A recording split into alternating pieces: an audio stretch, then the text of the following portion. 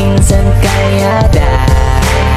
Hello mga kalingap, isang magandang hapon po sa inyong lahat. At yan, kung bago pa lang po ay sa aking YouTube channel, ako po si Vincent Calyada. Paki-like and share po nito video ito para mapalawak pa po natin ang pagtulong po sa mga taong nangangailangan. At huwag niyo pong kalimutan na pinutin po notification bell para lagi po yung updated po sa aking mga bagong uploads. At please po don't skip ads kasi malaking bagay po yan sa pantulong po natin sa mga taong nangangailangan. So ngayon mga kalingap, ay meron po nagpaabot na si Tita from private person pa, no? Hindi na po siya nagbabanggit ng kanyang pangalan. At yan, meron pong pinabot para kay Marlon. At iabot po natin to, no? So, ayan mga kalingap, punta na po natin. Mga kalingap, nandito na tayo kay Marlon. Tao! Ay, nandito si Marlon. Ay, bless to eh. Ayan. So, ayan, papasok ako. Ayan. Kumusta na Marlon? Ayos man po kuya. Anong pinagkakaabalan mo ngayong araw? Ganina po para titingin po ng kahoy kaganina. Panggatong. Ang panggatong. Para kanino yung tita mo? Opo, dun po kala Ate Elim po. Kala Ate Lore. Tinulungan mo magkaw ng gatong. So, marami kayo nakuha ng gatong. Opo, madami nun po. Very good. Tama yan, tulong-tulong ka lang din. So, yan, napakabait ng mga kamag-anak mo. Ano? Opo, sobra po.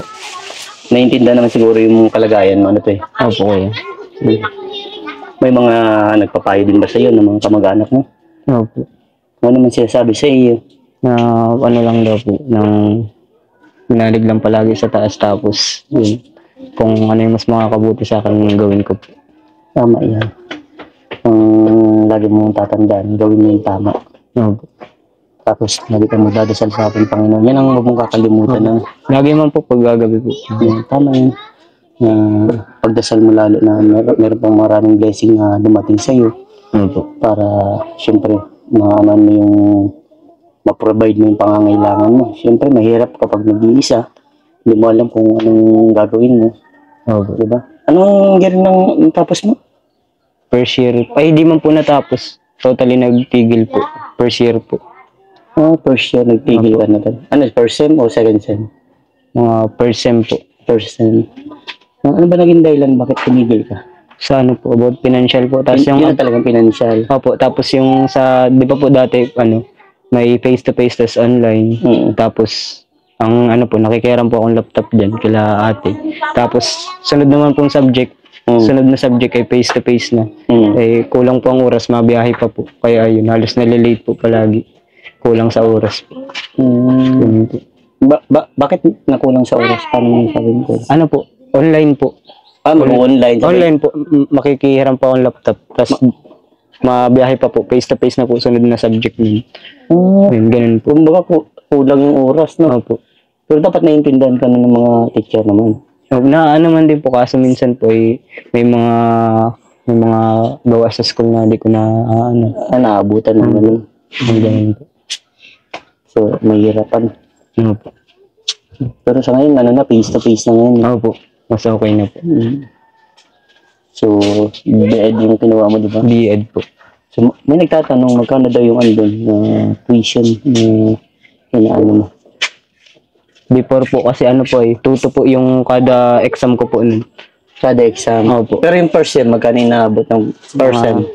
8 mahigit po ata. 8K po mahigit. Mataas pa. Opo. 8,000 to pataas pa. Pataas po.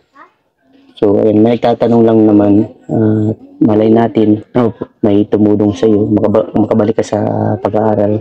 Gusto mo bang mag-aaral ulit? Gusto ko po. Willing po talaga ako makapagtapos po. Yun. Kasi yun yung pinaka, magiging sandata mo kapag, di ba, nag-iisa ka. Yung magiging sandata mo kapag nag-ano ka ng trabaho, mas mabilis kang makakuha ng trabaho. Opo. Mahirap kasi pag ganito, kukuha ka ng trabaho, laging papasokan, construction, yun nga po. pagiging waiter, yung mga ganun. Kumbaga, pakarampot ang kita lalo na dito sa Bicol. Kaunti lang, hindi dito gaya ng Manila. Minimum wage po, no?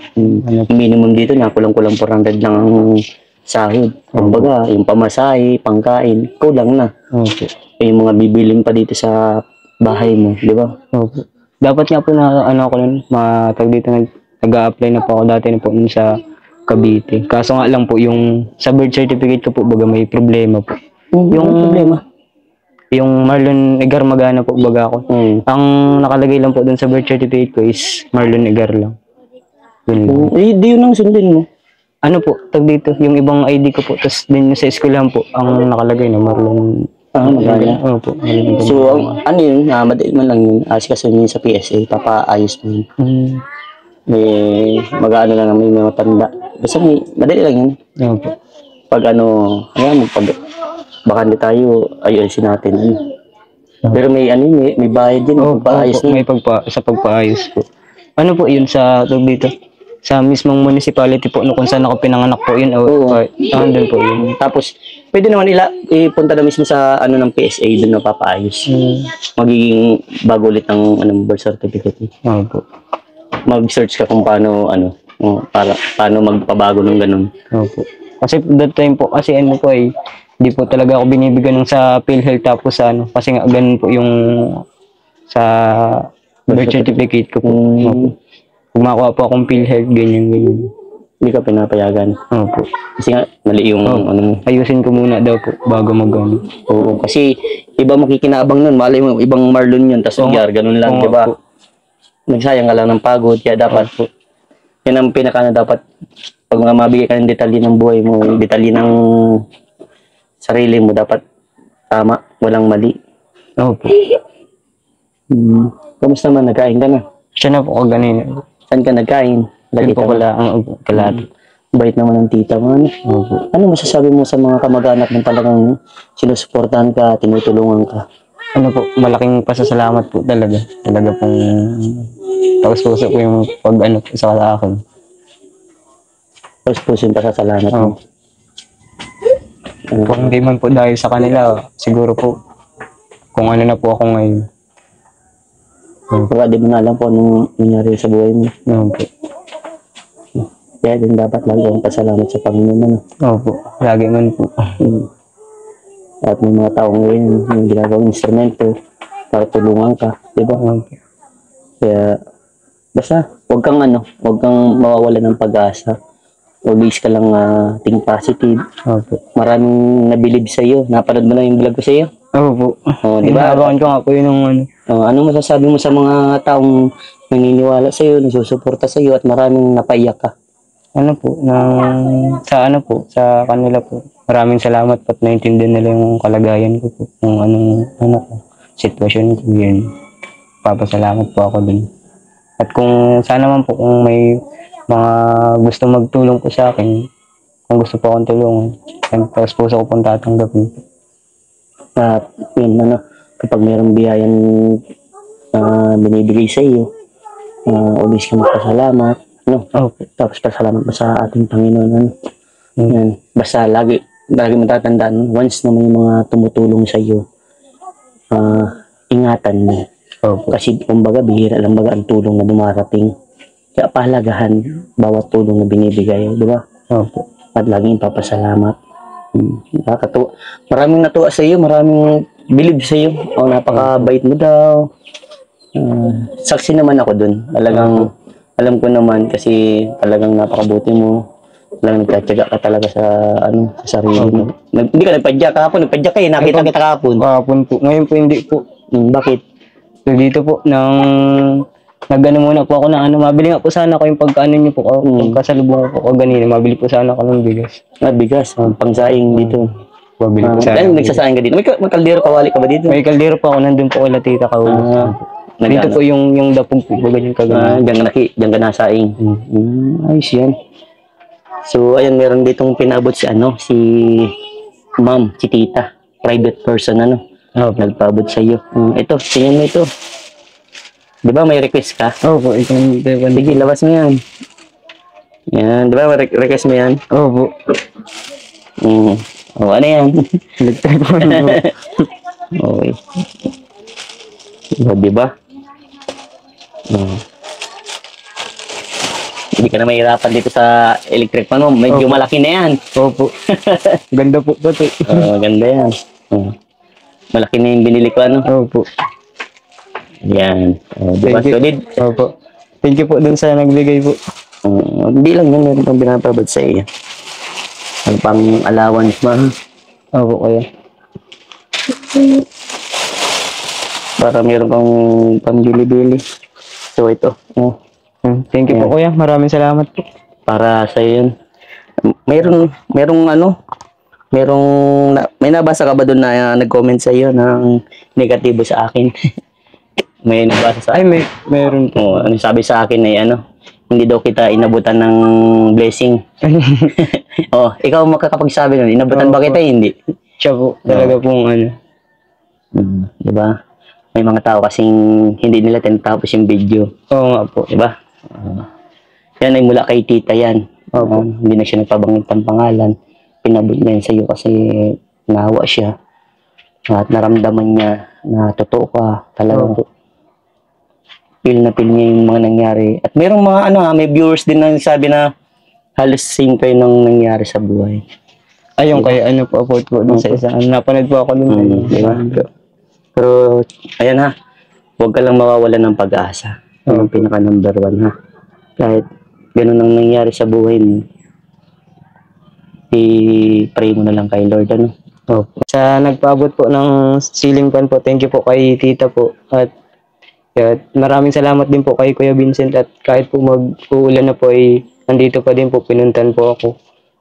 Saka po yun sa mga nagsasabi pong walang inabot sa akin si Kuya Vincent, meron po talaga pong taas puso po talaga yung pag-abot niya sa akin. Yan po, maraming salamat po. Basta yan, masaya ka bang ngayon sa mga nangyayari sa buhay mo? Opo. Marlon? Opo. Gano'n nakasaya si Marlon ngayon? Sobrang po ng opportunity yung binigay po sa akin. Hindi makakalain na may mga biyayang darating. Ano yung simula nung na-vlog ka? Ano yung mga nabago sa iyo? Na dating iba ka nun, tas ngayon. Ano yung pagkakaiba? Para pong siguro po yung sabi natin, di man po sa masasandalan ng bay, para po bagang tumatayo na pong kuya para sa akin. Yun po. Yun ang natutunan mo. Opo. Hindi na nabago sa iyo. Nabago po. Parang hindi nga po ako nagising. Yung pagsabi nyo nga po, hindi ako nagising. Yan, di ba? So, yan ang laging tatandaan. Hindi ka nag-iisa. Maraming taong magmamahal sa iyo, suporta sa iyo, at gagabay sa iyo. At isa na din ako dun na tutulong sa abot ng aking makakaya. Basta lagi mo lang ingatan ang sarili mo. At tuparin mo yung pangako mo kala mama mo at papa mo. Di ba? Sigurado, kung nakikita tayo na sobrang saya ng magulang mo. Saya po yun masyado. May mga taong ginagamit na, para tulungan ka, abutan ka ng pagmamahal. Kahit wala na yung magulang mo, may mga taong nagmamahal sa iyo. Di ba? Mas marami pa. Di ba? Yan ang lagi mong pasalamatan yung mga ganong tao. Oo nga po. Yan, laging nakapaligid sa iyo, nakagabay sa iyo. Di ba? Sino dito halos ka-close mong tita? Lahat? Opo. Pero ang pinaka-close ko po talaga po si Tita Sita po. Tita Sita. Ano mo siya? Saan mo siya ng tita? Sa father side po. Sa father side. Opo. Tapos po si Ate Lore. Lahat sila mga close mo. Close ko po talaga masyado. Napayo din po sa akin.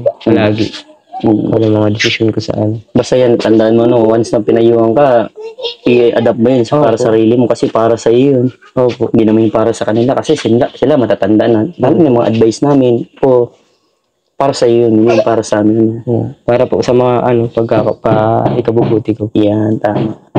So, yan, hangad ko na may tumulong pa sa iyo na masuportahan ka sa pag-aaral. Yun pa lang kasi, nagtanong pa lang sa akin, hindi ko pa alam kung magiging sure na tutulong sa sa pang-school mo. At sana, di ba? Hindi naman masama mangarap. At malay natin, di ba, na may dumating, di ba? Sa mga gusto pong tumulong po na makapagtapos po ako ng pag-aaral, hindi ko po sasayangin po yung opportunity na binigay niyo po sa akin. Salamat po sa mga naniniwala po sa akin, sa mga viewers po. Lalo na po kay Kuya Vincent po na ngayon po lagi po nandyan para sa akin. Yun po. Maraming salamat po. Walang anuman na Marlon. Basta, keep fighting lang Huwag susuko Huwag panghihinaan ng loob. At ako alis na at abutan na ng ulan. Opo. Oh, sige, God bless bro. Sige po, kuya. Salamat po. Oh, sige, ingat palagi. God bless. Opo. Thank you po.